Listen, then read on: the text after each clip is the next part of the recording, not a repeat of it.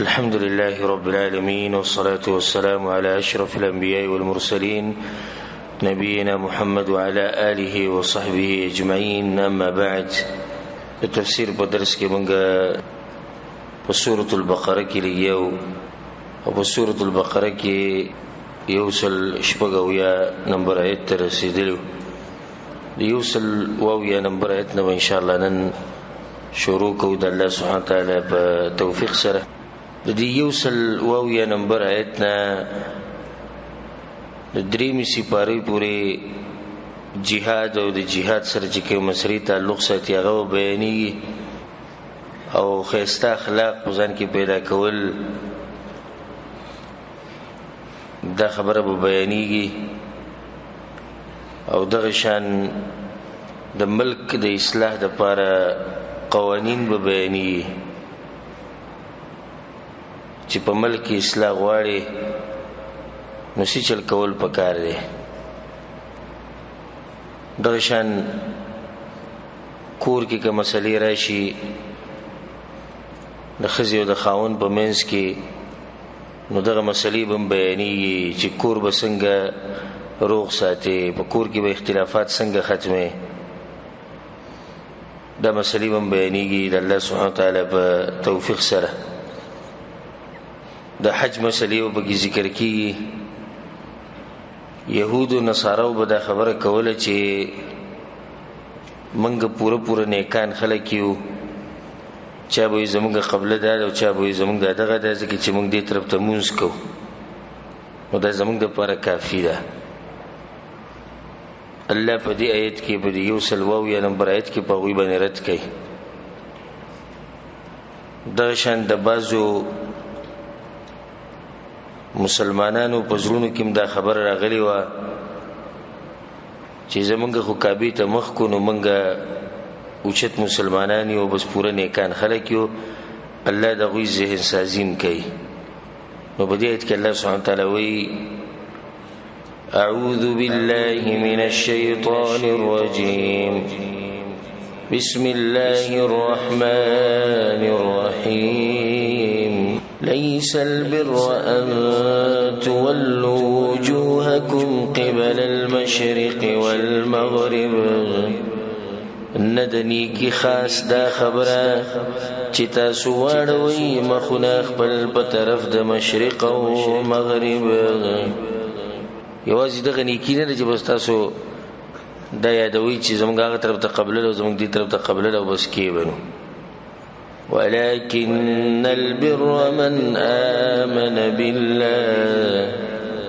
مگر نیکی دا هغه چا ده چې ایمان راوړی دی په الله باندې. یوازې د قبلې مسله نه ده بلکې د هغې نه غټې مسلې شته. اولنۍ مسله په الله باندې ایمان راوړه او په الله باندې ایمان راوړه د الله توحید منل. درې قسمه توحید دی: ربوبیت، الوهیت، اسماء او صفات. دا ټول منل او یوازې د رب العالمین بندگی کول. والیوم الاخر، او په ورځ د آخرت باندې. ورځ د آخرت باندې ایمان دا دی چې ستا مضبوط ایمان چې د ورځ به راځي او په دې ورځ باندې به حساب کتابي. بعض خلک به جنت ته ځي او بعض به جهنم ته ځي. والملائکه، او په ملائکو باندې. ملائکو باندې د ایمان استا چې وای دا یو مخلوق دی چې الله د نور نه پیدا کړی دی او دوی د الله نه فرمانی نه کوي او الله هر یو ملک له ډیوټي لګولې ده. د بعضو نمونه به کې موږ ته ښوولي، د بعضو یې نه دي ښوولي. نو د کومو نمونه چې موږ ته ښوولي دي او د هغوی کارونه یې هم ښوولي دي نو په هغوی باندې زموږ تفصیلي ایمان دی. او د کومو نمونه چې نه دي ښوولي او د هغوی کارونه یې موږ ته نه دي ښوولي په هغوی باندې زموږ غونډ ایمان دی. والکتاب والنبیین، او په کتابونو او په ټولو پیغمبرانو. په کتابونو باندې څومره آسماني کتابونه چې په هغې باندې ایمان ساتل چې د الله د طرف نه د الله خبرې وي، او په ټولو پیغمبرانو باندې ایمان لرل چې دا پیغمبران د الله سبحانه تعالی طرف نه راغلي دي. او د یو پیغمبر نه چې انکار وکړي لکه د ټولو نه چې دی وکړو او د یو کتاب نه چې انکار کړي لکه د ټولو کتابونو نه انکار وکړو او دا خبره پارکان الایمان کې مدن راځي حدیث کې درځي د جبريل مشهور دی په حدیث د جبريل علیه السلام چې جبريل علیه السلام راغی پر رسول الله صلی الله علیه وسلم پسې او دغه نه ته پوښتنه اخبرني عن الايمان ایمان ستوي رسول الله ان تؤمن بالله وملائكته وكتبه ورسله واليوم الاخر وبالقدر خيره وشره په الله باندې ایمان په ملائکه باندې ایمان په پیغمبرانو ایمان په کتابونو ایمان په ورځ د آخرت باندې ایمان او په تقدیر باندې ایمان که خیر دی او که شر دی نو دا د ایمان ارکان دي او داغه مسلې دي چې د زړه سره تعلق ساتي الله وی نیکی خو دانی کیده یوازې په دې خو کار نه کیږي چې ته زما قبل دغه او دغه بس ډډه مې ولګول دا عمل کول غواړي وآت المال على حبه ذوي القربى واليتامى والمساكين وابن السبيل او ورکی مال سره د محبت داغنا خپلوانو ته او یتیمانانو ته او مسکینانو او مسافرو ته والسائلین وفي الرقاب او سوالګرو ته او پازادولو د سټونو کې مال خرج کوي سره د محبت داغنا علی حبه یعنی په مینه د الله کې محبت د الله کې دایمي او مطلب دی چې مال ورکی سره د دین چې مال سره محبت وي او دا ګټه صدقه د انسان د مال سره محبت او به امر والی او الله په لار کې ورکی نو دی مال ورکی د الله سره د محبت د لاسه خپلوانو ته یتیمانانو مسکینانو ته مسافرو ته او سوالګرو ته وفر رقاب او سټونه په آزادۍ قیدیان په آزادۍ غلامان په آزادۍ مریان په آزادۍ دا د نیکی غټ کار دی او موږ سره مخکې د سیتوي تیر شوي دي چې یتیم ستوي او تفصیل موږ دا غیل ته کړو په سورۃ بقره په اولنی سپاره کې واقام الصلاه واتى الزکاه او قائم کی منزور کی زکات والموفون بعهدهم اذا عاهدوا او پورا کون کی د خپل وعدو کله چې وعده وکي دم باو کی غټ صفت ته نیکی غټ کارداري چې انسان چې کم لوزو کې غ پورا کی او لوز ما تول د منافقانو صفت بیا به دا فائدې رساتي چې لوز ما تول ال د منافقانو صفت او د منافقت صفت چې کله انسان په کم ټیم کې لوز کوي په هغه ټیم کې د ماتولو اراده ای چې دوی جاو سیده زبدا کار کومه پزله کې دي چې نه کومه دا منافق دی او یسړي لوزو کو به طاقت نه لیدو په ځان مجبور شو معذور شو نور د دې اراده و د لوز پوره کولو نو دا سړی منافق نه دی والصابرين في البأساء والضراء وحين البأس او صفت کو ما د صبر کون کو په تکلیف مالی کې او په تکلیف بدنی کې وحین البأس او په وخت جنگ کې الله دې خلکو صفت بیانوم چې کوم صبر کوي په البأسا بأسا چې دا هغه تکلیف ته ویل کېږي چې هغه مالی تکلیف په انسان باندې راشي هغه ته بأسا وایي غریبی پی راشي قرضی پی مسئله مسائل چې هغه د پیسو سره تعلق ساتي بدی کې دوی صبر کوي والضراء بدنی تکلیف کې صبر کوي بیماری پی راشي بل څه مسله راشي چې هغه د بدن سره تعلق ساتي دوی به صبر کوي وحین البأس او په وخت د جنگ کې په jihad کې صبر کوي ځکه چې جنگ او jihad دم صبر غواړي تکلیفونه وبګي تیرې اولئک الذین صدقوا دغه کسان رښتینی دي یعنی دوی رښتینی دي په دعوت نیکی کې کدی وی چې موږ نیکی کوو نیکی کړی دا دغه چې اوچت صفات دی په دوی کې دن خو یوازې دا نه چې يهود نصارو په شان چې موږ دغه قبله او زموږ دغه قبله او ډډم لګول سر قبله تناشي واولئک او خاص د کسان دوی تقوا ولدي. ما په ول کې دا وی چې الله به دې قوانین بیانې چې د غیر په ملک کې امن او په علاقه کې اصلاح راشي او د معاشري اصلاح وکړي. نو یو قانون دی چې قصاص بنافذه. کته د غواړي چې په ملک کې امن او امانی نو التبه قصاص نافذه کوم چې په شریعت کې راغلی د دې سره به امن او امان راشي. ځکه چې کله یو انسان د بل انسان احترام کوي نو ملک به جوړي،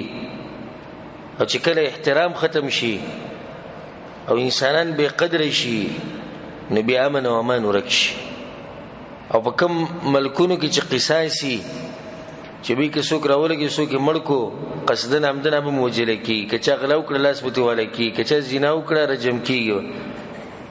ناغزي کې امني الته د خلکو ته جون ملوي. او په کوم معاشره کې چې دای چې پولیس ونیسي او به رشوت ورکه بیا بروزیو سلور 15 کاله به محکمې ته زیرازي ججانو په زیرازي په اخر کې دا وی به معاف ته سره ګرځي. سباله دې خزړه ورشو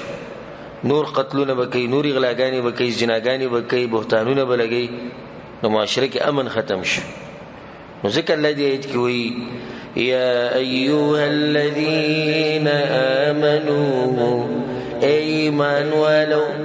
كتب عليكم القصاص في القتل فرض کړی شوی دی پتا سو باندې نافذ ول د قصاص په بار د وجلې شو کې. خو هغه چې کوم عمدن قصدن عمدن وجلې شي هغه باره کې قصاص دی، او په قتل خطا کې قصاص نشته. ان شاء الله دغه تفصیل په سورۃ النساء کې راځي. الحر بالحر آزاد بوجلې کېږي په مقابل د آزاد کې، والعبد بالعبد او غلام بمقابل د غلام کې، والانثى بالانثى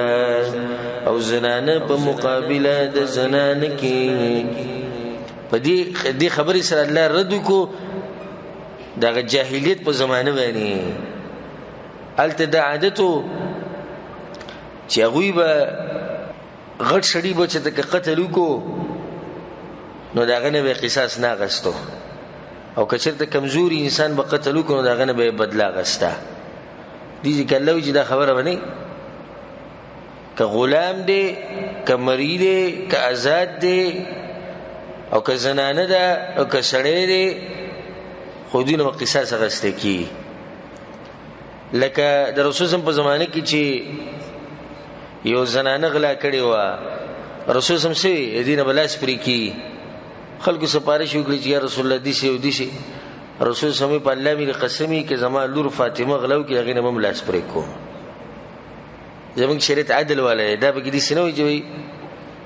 دا مالدار دی د بچي او دا واسطو ولې دی وبچي او د زورور دی نسبي زورور دی د قوم نه زورور دی د بچي او کمزوري وګ بساو شي نه. کله چې عدل او انصاف ختم شي شریعت په یوزي کې نه نالته به دا قسمه خبري چې زورور چې هر څه کې سوکته تپوس نشي کولای، مالدار چې هر څه کې سوکته تپوس نشي کولای. خو دې ایت کې لوي چې دا خبره ټولو لپاره. فمن عفي له من اخيه شيء بس هغه څوک چې معافي ورته وکړي شو هغه ته د طرف ضرور دا غنه د سشي. دم د الله سبحانه تعالی رحم دی چې درې خبرو اختیار ولور کړي، یا معافي ده او یا دیت ده او یا څه ده قصاص ده. د درې خبرې دي. ګوره په يهودو کې صرف قصاص او یا معافي و، دغه په شریعت کې څه دي یا قصاص یا معافي. دا به کې نشته چې دیت ولا پرې ده نه. او د نصاراو په دین کې صرف معاف کولو، که څوک راولږي بل څوک مړ کی نه ته لازم معاف کې. زموږ په دې شریعت کې قصاص هم شتي، دیت غستم شتي او معاف کولو هم شتي. نه دي ځکه الله وی کچرته چاته څوک معافیو کی او دا معافیو ته ضرور د طرف نه ملاوي شي. ضرور نه مراد څوک دی؟ دغه مقتول مشران کاغوی وته چې مافیو کی دا ټول دیت وته پریدي یا صبرخه وته دیت پریدي فاتباع بالمعروف بس لازم دی په وارث باندې ورپسې کېدل په خطرې سره واداء الیه باحسان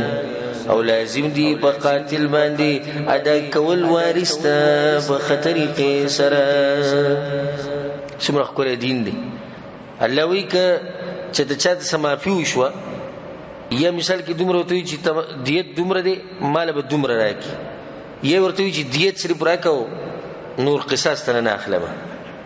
الله سوی فاتباع بالمعروف نو ورپسې کېدل دی په دې قاتل پسې خو په خطرې سره او د ته پورې ورنخته په مخه او د ذکر ته ورزي او ټلیفونونه او سړی دی پوزي لراوسته دی پیسې راوړي او کنه راوړي الله ویله په خطرې سره او دی بل طرف ته الله وصیت کو چې دی قاتل لم په کار دي چې دی وارثانو ته د مال په خطرې سره ورکی دوکه دینک دروغ دینه او یغود استړی کینه غوی تنگینه په دې کې بل فائدہ چې الله وی فمن عفي له من اخيه الله درونه ویلی قاتل نو ګوره د قتل او قتال سره کې کس راولګي بل سره قتل کې هم زموږ د اسلام د ورولید نه ختمي بل بدی کې رد په خوارجو باندې چې هغه په ګناه کبیره سره انسان کافر کوي هر ګناه کبیره چې کوي د مرتد د کافر دی دیږي کې د سړی لګیدل د بل مسلمانۍ وجل دی الله ته بیا د غرور ورته ویلې ورونه وته ویلي د دلیل چې په ګناه کبیره سره انسان کافر کیږي نه کافر کیږي ذلك تخفيف من ربكم ورحمه دا اسانی دا طرف در رب استاسونه او مهربانی دا اسانی او مهربانی دا چې الله به د درې اختیارات موږ لرا کړی فمن اعتدى بعد ذلك فله عذاب اليم بچا چې زیاته وکورستو د دې معافینا نو داغه د پر دردناک عذاب دی چې دینه بعد مې وسړې قتل کوي او ظلم کوي نه د بغړ ظالمي ولكم في القصاص حياة يا أولي الألباب او ستاسو د پاره په قصاص کې ناشنا ژوند د عقل خاوندانو لعلكم تتقون دې د پاره چې تاسو کې تقوا راشي ژوند پکې د تقوا پکې ده د فائدې د قصاص الله په قصاص کې ژوند دی مسله چې سوچ کینه قصاص کې خدا سړی ختميږي نو ژوند به د کم زینه راغی جواب دی چې سید چې یو سړی خو به وځلې شي خو دې باقي ټولو ته به ژوند ملو شي اوس په علاقه کې یو کس راولګي نو بل کس په نه حق مړکو نو د یو کس خو به وځلې کی خود د مرګ کې د فائدہ پرته ده کله بل چا سه اراده و د چا د وجلو نه غوي نه وجنی نه غوي ته ژوند ملو شو کنه نو په دې قصاص کې د زمونږ د لپاره ژوند پروت دی امن او امان پکې پروت دی او په کوم ملکونو کې چې دا خبرې نشته هغه تاسو ته واضح دي تفصیل ته ضرورت نشته پیسې ورکوا او چې څوک دی خوخي او په کوم ځای کې دی خوخي بازي کې بدل مړکې اولته بدل وجنی د الله نه خو یې نشته خو کدي سي قانون وي او قصاص نافذ وي نو بیا به د قانون نه هریدو الله وي بدی کې ستاسو لپاره ژوند دې د عقل خاوندانو د عقل ټکي ولوي چې سوچ وکي وکي تاسو کتب علیکم فرض کړی شوی دی پتا سو باندې اذا حضر احدکم الموت کله چې حاضر شي یو کس ستاسو ته مرګ ان ترک خیرا کچرته پر خو د ایمان الوصیه وصیت کول لازم دي چې کله یو انسان ته مرګ نږدې شي اوس په دې ځکه الله د قانون بیانې چې مال به په شرعي طریقې سره تقسیموي نو کورنۍ به برابرۍ چې مال په شرعي طریقې سره تقسیمیږي نو کورنۍ به صحیح برابري. په دین کې ډېرې غټې فائدې دي، په شریعت کې ډېرې غټې فائدې دي، خو هغه څوک پوهېږي چې چا محبت یې د شریعت سره او د شریعت په ځان باندې لاګو کړی، هغه ته د فائدې معلومي. په کوم کور کې چې میراث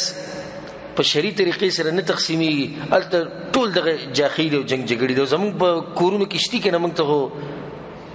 موږ ټول پښتانه یو بل راته معلوم دي. 100 کاله بعد 40 کاله بعد او 50 کاله بعد چې نو خورۍ نه راپاسېدو وي چې زموږ هغه حصه موږ له راکوي. لوی شوي دي که نه، پوه شو. هغه دوی چې دغه مور له حصه نه ورکړي چې په هغه ټیم کې هغې سره غریبي سره بچی 2 ماشومانانو دوی غولولې وه په دې باندې چې کټې وله اغستی وه، یو پریچې وله اغستی وه. خورۍ راپاسېدو، خورۍ نه راپاسېدو وایي زموږ د مور هغه دغه راکوي، حصه راکوي. جنګ جګړې او وجل پکې مو شي او کوټ ته ځه او محکمې ته ځه او دا خبرې روانې. ولې؟ ځکه چې په شرعي طریقې سره تقسیم نه وي شوی. او که په شرعي طریقې سره تقسیم شوی وی نو په دې کور کې به هېڅ ورانۍ نه وی، هېڅ جاخه به نه وی. ځکه چې د الله شریعت ته خو موږ الحمدلله مسلمانان یو، غاړه ورته ږدو. نو زموږ دا به 1 میټر مسواک په ځان سره ګرځوي او ښه ظاهري به په شرع برابري او چې کینی سبحان الله والحمدلله دا خبرې به کوي. به ورته ورور جانه څنګه د خویندو هغه حصه اخو هغه موږ له چې موږ ورته چې ورته ووایو هغه وایي چې بس 1 لک روپۍ موږ له راکوي. خبره موږ ورته ووایو هغه راته ووایو، دروغ وایي، موږ ورته ووایو هغه راته ووایو. ما بس یو کس راغی تپوس یې کو دغه د خویندو د میراث ما سره میلاو شوي چې دا به شیخ صاحب ورکولي. نو ما یې ورکول به یې نه. نو یې څنګه موږ باندې نه پوهېږم، خو الله وایي چې ورکوي به، پیغمبر صلی الله علیه وسلم وایي ورکوي به. اوس باقي تفصیل دغه ما ته نه معلوم چې څنګه او منګه او دې قصو باندې نه پوهېږم. هغه عبدالله بن عمر رضی الله عنه نه چا تپوس وکړو دا حجر اسود ښکلول شتي او که نه؟ یا هغه ورته ویل رأیت النبي صلی الله علیه وسلم یقبل، ما رسول صلی الله علیه وسلم لیدلی چې ښکلوي نو ښکلوی. نو هغه ورته وایي ارأیت ډېرې خبرې وکړې وي. اوس ګوره که چې ته ګڼی شي، ګوره که چې ته زه بیمار یم، ګوره که چې ته داسې او ګوره که چې ته داسې. نو هغه ورته وایي اجعل ارأیتک فی الیمن، دا خپل ارأیتک وایي په خپل یمن کې پرېږده. زه چې د کومه خبره کوم رسول صلی الله علیه وسلم لیدلی دی هغه کړي دی، بس بیا کوه. داسې قصه شو که ګڼی شي او که بیمار شم او که راولېږم، زر قصې دې جوړې کړي دي ځان د دې مسلې نه خلاصې. نو هغه هم دا قصه څنګه او منګه او دا ولې ما یاره ډېرې خبرې پکې نشته، خو دغه الله ویلي دي، الله پیغمبر ویلي دي. بیا چې وتم په دغه ټینګ کې ما ته وایي شیخ صاحب خفه نه شي، خو یو بل تپوس وکړي. ما بل وکړه څه تپوس دی؟ وایي که دا ځمکه د کروړه وي بیا به هم تقسیم کوو.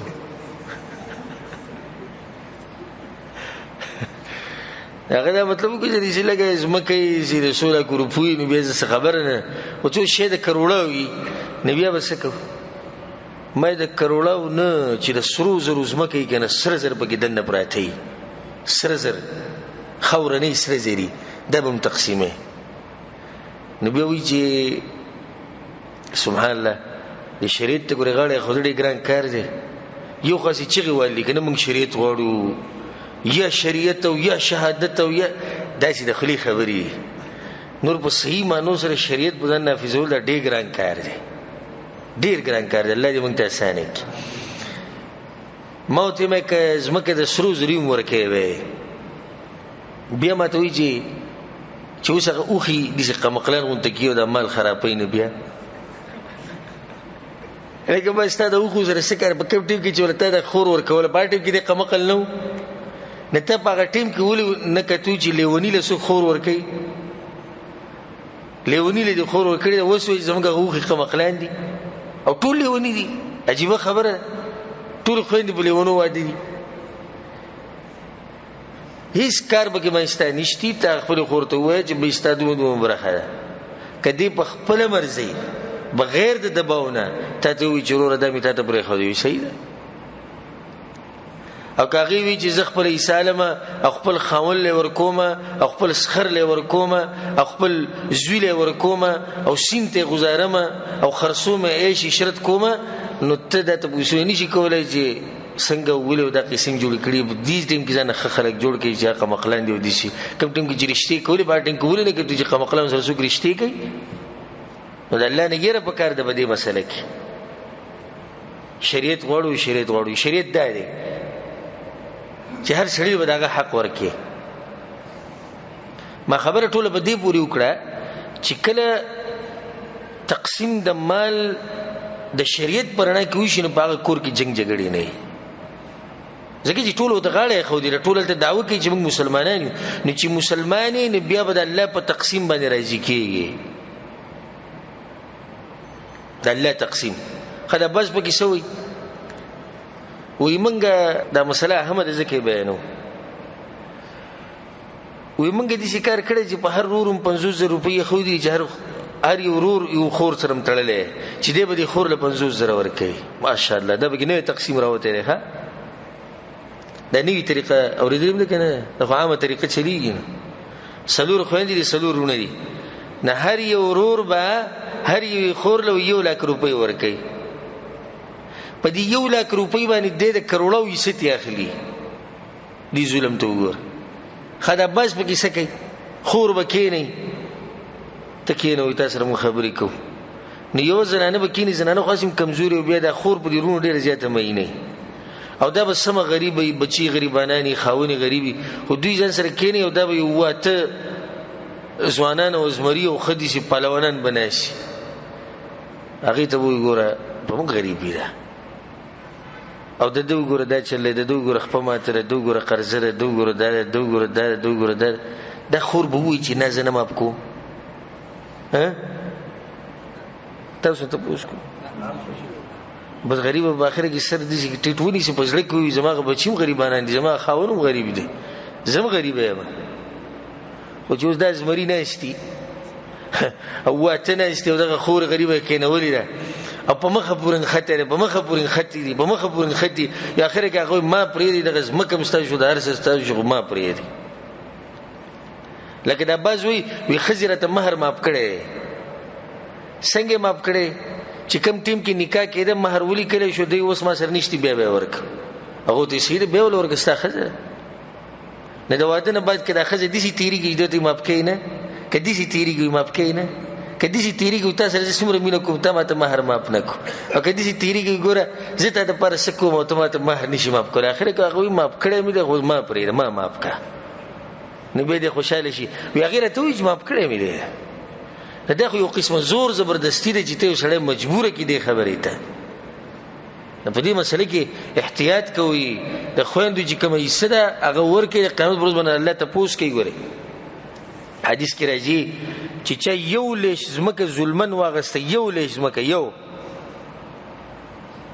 نو د قیامت پروز بوت الله دا وونه زمکه چې دینه دا غاړي ته چي وونه زمکه بوت الله غاړي ته چي الحمدلله اوس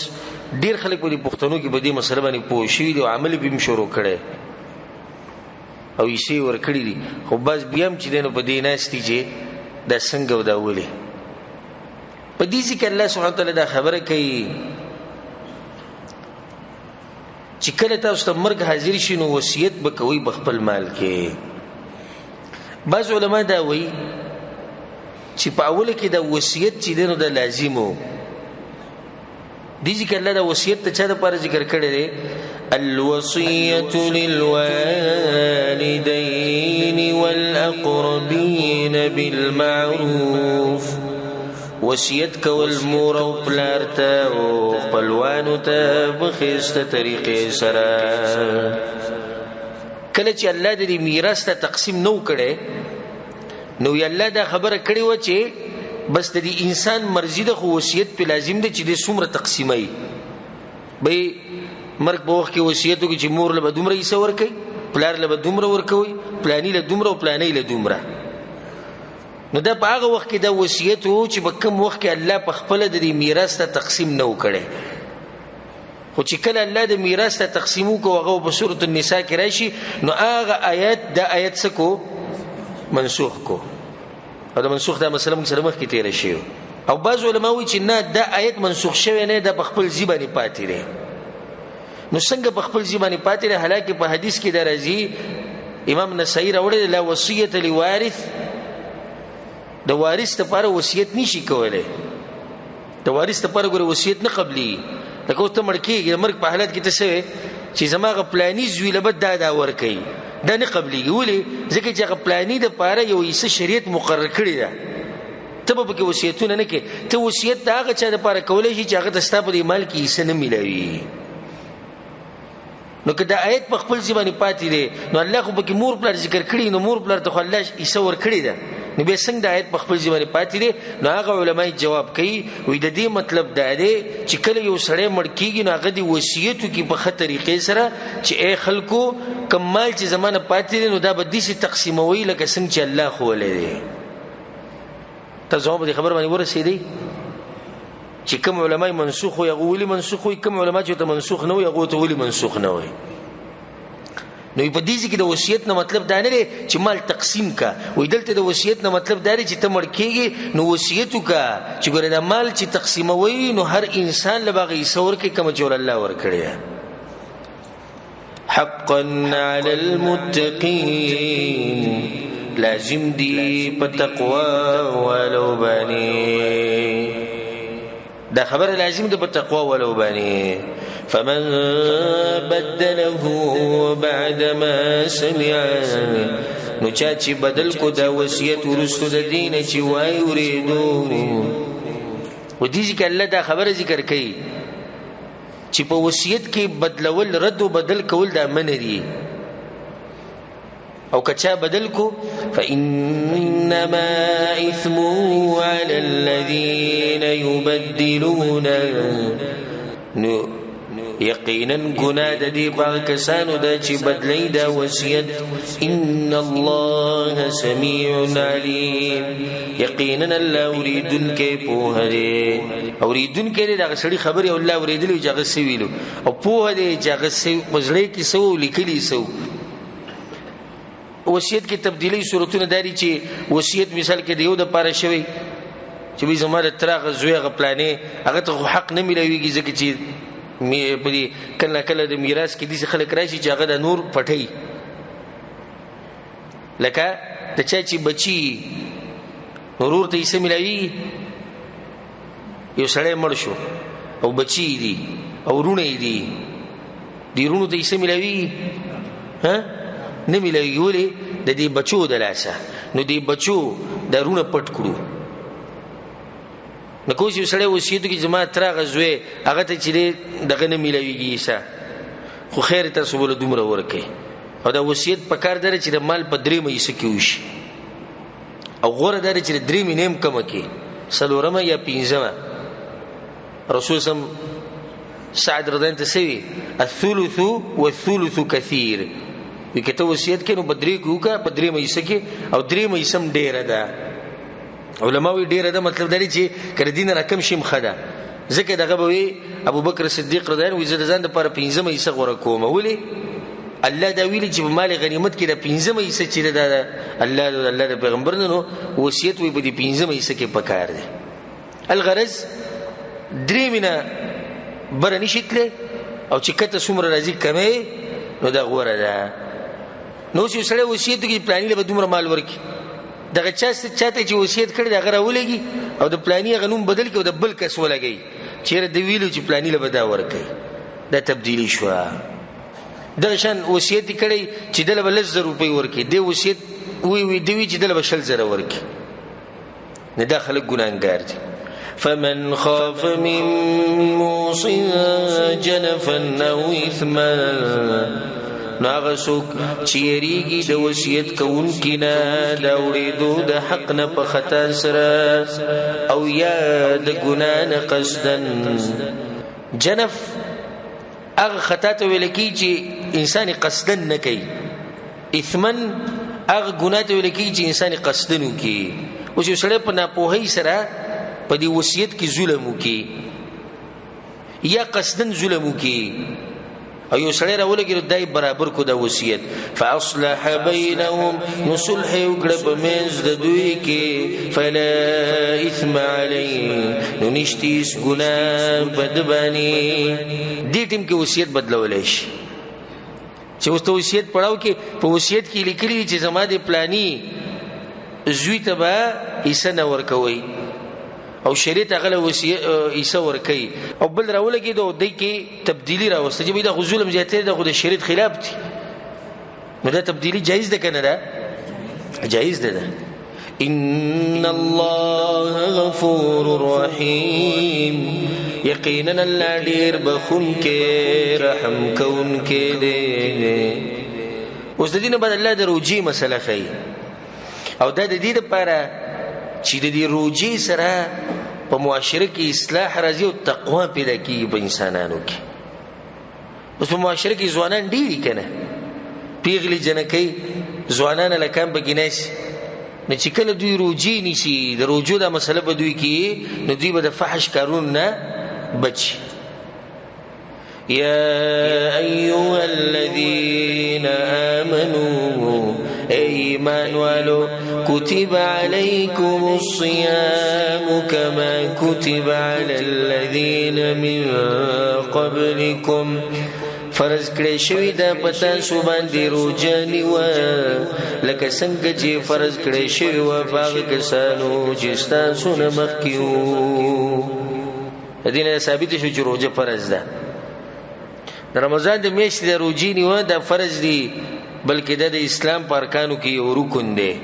او دلته موږ تفصیل نشو بیانول د روزو د مسایلو او په دې باندې الحمدلله زما صدور 15 درسونه دي د روزي مسایل او احکام امیلایږي په میموریانو کې مشتي په انټرنیټ او په سیډیانو کې مشتي هغه ووري خودلته د ثابت شو چې روزه لازم ده به د روزي د لازمېدو لپاره شروط دي چې هغه موږ په درسونو کې بیان کړي چې بچا باندې دا لازم ده خو سوال لري چې ولې د روزه لازم ده آیا الله دا غواړي چې موږ تګي شو موږ وګي شو جواب دی لعلکم تتقون دې د پاره چې پتا سو کې تقوا پیدا شي دې د پاره الله د روزه په موږ لازم کړي بل مسلم د دې آیت نه ثابت شو چې روزه په مخکینو خلکو باندې هم فرض و هغه هم لازم و ایاما معدودات یو سور زیدی شمار کړي شوی یو سور زیدی نه الله یې موږ ته بار بار نصیب کړي دغه ورځ فمن كان منكم مريضا ناغسوک چیستا سنا بیمار او علا سفر یای پا سفر بانی فعدت من ایام اخر نو پا دباندی شمارل دی د نور ورزو د پار د قضا راوړو یو سړی بیمار دی یو سړی په سفر دی روزه ونه نیوه الله وی د شمار دی په نور ورزو کې پوره کی خو قضا راوړي دیږي کې مسله د بیمار او د مسافر دي ته به اشاره صرف کوم مختصر نه اگر کله تفصیلی مسلې د ما بیان کړي بیماری په دوه قسمه ده یو هغه بیماری ده چې هغه د همیشه د پاره ده او ډاکټران یو کس ته وایي چې ستاسو د بیماری د نخه کې د ډاکټرانو په اصول کې بس دې بیماری نه چې دغه د پاره شفا نشته کله ولر چاله شفا ورکول شي خو ډاکټري اصول کې دغه علاج ګرانی او دته دامو چې پتا باندې روجي نیوه د من دي د تر نقصان درکې او دا بیماری نخه کیدونکې بیماری ده نو دا سړی با سکی قضا وروړي یو مشکل له خوراک ورکې دی وی روجي او بدله کې قضا وروړو د سره ټیم نشي ځکه چې د بیماری د همیشه لپاره ده دوی هغه بیمار دي چې وختي تور بیمار دي او روجو له نقصان ورکې یو خدای بیماری ده کنه پوزه بهږي یا معمولی ته به ونیو ولید بالله دا بس بی دینه بس اسی په دې سر می بوج راغی مې جوړ جماعتک مونږ چې توانوري چې بسری بوج راغلی مزدوري لنی تله که هر صحیح خدای به مزدوري لذي پیسې ګټي او د روجي او د منځه مسله چې راشي کله طبيعت می خراب ده کله بسر می بوج هغه بیماری چې ډاکټران دا وایي چې دته نقصان ملایويږي د روجي د لاس دې روجې نه نیسي او بیماری خکېږي وختي طور بیماری ده نو دې به صبر کوي چې کله دې ښه شو نو دې به دې ورځو قضا راوړي. بیا د مسافر مسله هغه داسې ده بعض علما وایي روجې نیوه غوره دي بعض علما وایي روجې نه نیوه غوره دي حالانکه شریعت د دواړو خبرو اجازت ورکړی نه که روجې نیوه درته ګرانې نو بیا به روجې نه نیسي خپل حالاتو ته به ګوري بیا روجې نه نیوه غوره دي او که روجې نیوه درته اساني په سفر کې نو بیا روجې نیوه غوره دي. د هغې وجه دا ده چې یو خو غاړه به د ازادي شي دویمه دا چې وروسته بیا قضا راوړي نو اکثر په دې قضا راوړو کې انسان سستي کوي ځکه چې یوازې روجې نیسي او دلته ډېرو خلکو سره لګیا دی نو روجې نیوه ورته اسانه دي نو غوره دی چې غاړه یې زر ازادي شي. خو چې یو سړی وایي ما ته روجې نیوه ښه اسان دي په سفر کې خو نه یې نیسمه وروسته به یې ونیسم دا ګناهګار دی نه دی ګناهګار ځکه چې اجازت ول الله ورکړی موږ خبره د غوره عمل کوو چې غوره کم یو دی خو که یو سړی وایي چې ښه راته اسانه ده روجې نیوه د ایسي په ګاډي کې ناست یم او داسې ایسي دی لکه واوره او هېڅ مسله راته نشتي او پوس سیټ ته او پسته کرسۍ ده خو نه یې نیسم په سفر کې بس صحیح ده موږ وایو چې نه یې نیسي نو دی ګناهګار نه خو وروسته دې بیا قضا راوړي. وعلى الذين يطيقونه فدية